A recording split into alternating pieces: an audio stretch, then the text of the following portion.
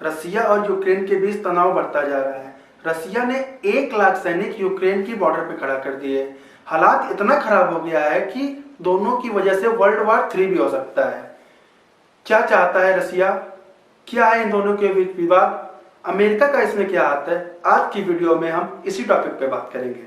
तो चलिए जान लेते हैं क्या है इन दोनों का इतिहास।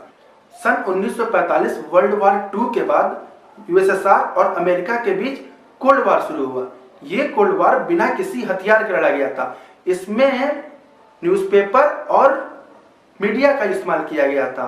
अमेरिका और रसिया ने एक दूसरे के लोगों को भड़काने के लिए इसका इस्तेमाल किया था, जिसमें अमेरिका कामयाब रहा और रसिया के 15 टुकड़े हुए।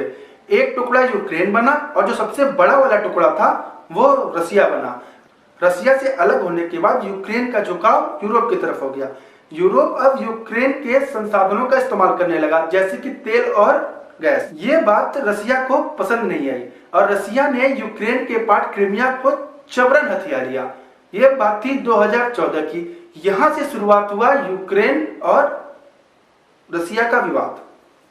क्रीमिया को रसिया के हाथों खोने के बाद यूक्रेन डर गया और फ्यूचर में उस पर दोबारा हमला ना हो, इससे बचने के लिए यह नाटो की शरण में चला गया। नाटो से उनकी सदस्यता का मांग करने लगा। नाटो क्या, चलिए ये भी जान लेते हैं।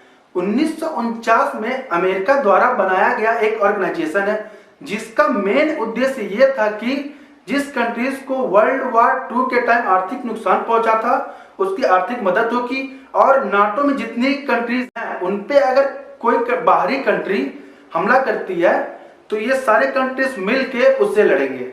अमेरिका ने इसे रसिया से मुकाबला करने के लिए ध्यान में रख के बनाया था। शुरुआत में इसमें 12 कंट्रीज थे, पर अब ये बढ़ के 30 हो गए हैं। रसिया को सबसे बड़ा खतरा नाटो से ही है। रसिया नहीं चाहता कि यूक्रेन नाटो में मिले और नाटो की सीमा यूक्रेन के पास आ जाए, जिससे कि उस पर आसानी से हमला हो सके।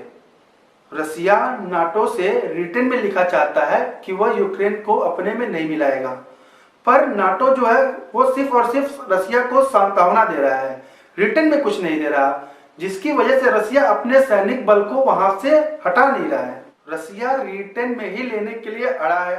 अब आप बताइए, आपकी इसमें क्या राय है? क्या ये एक दूसरे में लड़के रह जाएंगे, या इनकी वजह से वर्ल्ड वॉर 3 हो जाएगा, या बातचीत से इनका मामला सुलझ जाएगा?